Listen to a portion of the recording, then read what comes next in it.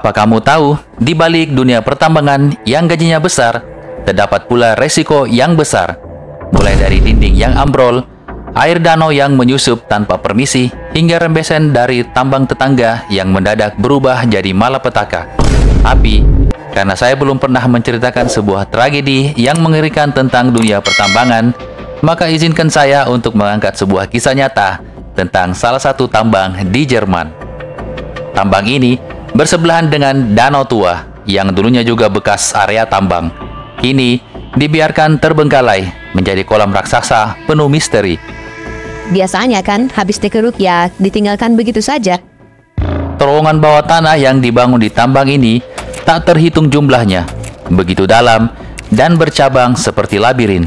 Tanpa peta atau hafalan, seseorang bisa tersesat dan sulit ditemukan kembali. Hari itu, para pekerja sedang berpencar di dalam lorong masing-masing dalam menggali dalam kesunyian. Tiba-tiba, suara dentuman keras mengguncang tanah. Permukaan danau jebol. Airnya meluncur deras menembus ke dalam tanah, menghantam terowongan, menelan siapapun yang ada di bawah. Dalam sekejap, lorong-lorong tambang berubah menjadi sungai gelap penuh lumpur.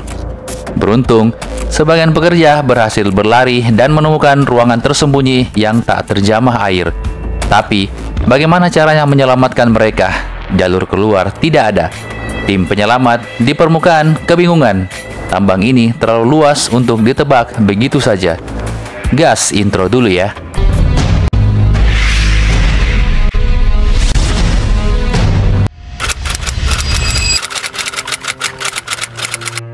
Tambang Lengede, tempat kejadian ini berlangsung. Dibuka pada abad ke-19 di Jerman Barat.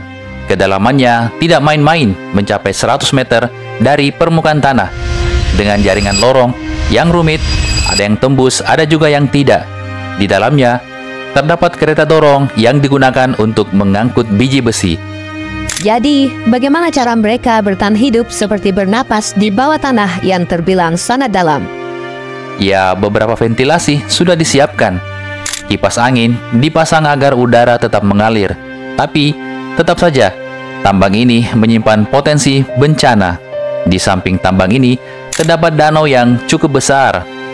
Danau di dekatnya berasal dari lubang bekas tambang lama yang dibiarkan terbuka. Ya, namanya bersebelahan, pastinya ada rembesan air.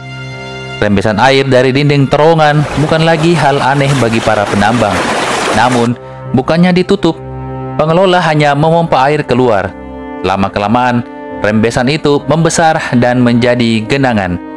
Namun, kegiatan pertambangan terus berjalan. Ratusan pekerja masuk secara bergantian. Totalnya diperkirakan lebih dari 1.000 pekerja yang bekerja di tambang ini. Malam itu, pekerja shift malam turun menggantikan shift siang. Mereka mulai menyebar di kedalaman 60 hingga 100 meter. Pukul 8 malam, tanda-tanda ganjil muncul seperti lampu berkedip-kedip, mati menyala seperti ada yang mengganggu. Tak lama kemudian, terdengar suara gemuruh. Tanpa sempat berpikir, air dari danau menerobos masuk. 1,5 juta meter kubik air lumpur menghantam terowongan dengan kekuatan luar biasa. Bayangkan jika kamu berada di posisi para penambang. Para penambang panik. Sebagian terseret arus dan kehilangan nyawa. Mereka yang beruntung mencoba kabur lewat ventilasi udara. Tapi sebagian lagi justru terjebak dalam lorong menanjak yang kebetulan tertutup rapat dan tak dimasuki air. Udara di dalamnya terkompresi, cukup untuk bertahan hidup. Untuk sementara, mereka tidak tahu mau kabur kemana. Sedangkan air mengalir dari atas, pasti mustahil dong mereka melawan arus yang kuat tanpa alat bantu pernapasan. Di permukaan, alarm dibunyikan. Ada 79 pekerja yang berhasil keluar melalui lubang ventilasi yang agak besar. Tim evakuasi segera dikerahkan.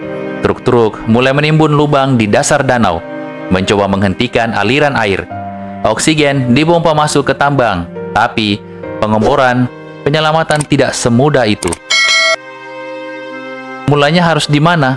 Area tambang ini kan sangat luas. Para ahli tambang dikumpulkan, tapi mereka justru menyarankan, tanyakan pada pekerja yang selamat. Mereka yang tahu seluk-beluk lorong itu. Itulah harapan kita satu-satunya. Dengan menggambar ulang peta dari ingatan penambang yang selamat, tim penyelamat mulai mengebor ke titik-titik yang diperkirakan menjadi lokasi pekerja yang selamat. Tapi hasilnya nihil. Hari-hari berlalu tanpa suara, tanpa tanda kehidupan. Harapan mulai pupus. Namun, seorang insinyur bersikeras menggunakan metode pelacakan suara. Mereka menurunkan mikrofon kondensor pelunas utang ke dalam lubang-lubang pengeboran. Di beberapa titik, hening total. Tapi kemudian ketukan pelan terdengar dari kedalaman. Makin keras suara ketukan, makin dekat mereka pada sumbernya. Bor diarahkan ulang, dan akhirnya mata bor menembus ruang di mana para penambang yang terperangkap masih hidup. Dari dalam, terdengar suara besi memukul mata bor. Mereka membalas pukulan tim di atas. Komunikasi terjalin. Mereka masih hidup. Pipa sempit pun diturunkan. Dikirimkan makanan, minuman, bahkan papan catur agar mereka tetap waras. Namun, satu tantangan masih mengintai. Mereka terjebak selama lebih dari 3 hari di ruangan bertekanan tinggi. Langsung mengangkat mereka ke permukaan bisa mematikan akibat dekompresi. Kalian yang suka menyelam pasti tahu nih istilah dekompresi. Maka disiapkanlah ruang dekompresi portable. Setelah lubang sebesar 17 inci berhasil dibuka, para penambang satu persatu dinaikkan. Dimasukkan ke ruangan penyesuaian tekanan. Untungnya, mereka selamat. 3 orang berhasil diselamatkan dalam kondisi sehat. Tapi, perjuangan belum berakhir. Masih ada satu ruangan lain yang diyakini jadi tempat persembunyian para penambang lainnya. Jaraknya hanya 50 meter dari permukaan. Namun, bos tambang mulai kehilangan harapan. Sudah lewat 10 hari, tak mungkin ada yang bertahan. Namun keluarga korban dan tim penyelamat terus mendesak. Akhirnya, bos tambang setuju, tapi dengan syarat, ini usaha terakhir.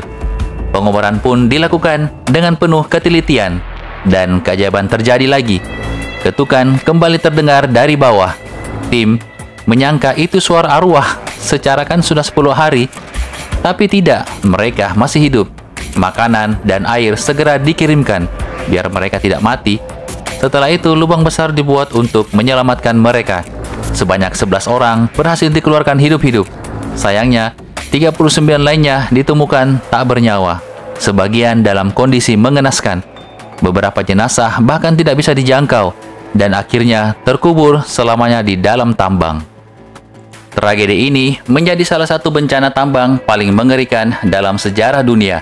Namun, di tengah gelapnya cerita, ada cahaya dari kegigihan tim penyelamat yang tak kenal lelah. Kini, tambang itu telah ditutup secara permanen. Dari atas hanya terlihat danau tenang tanpa suara.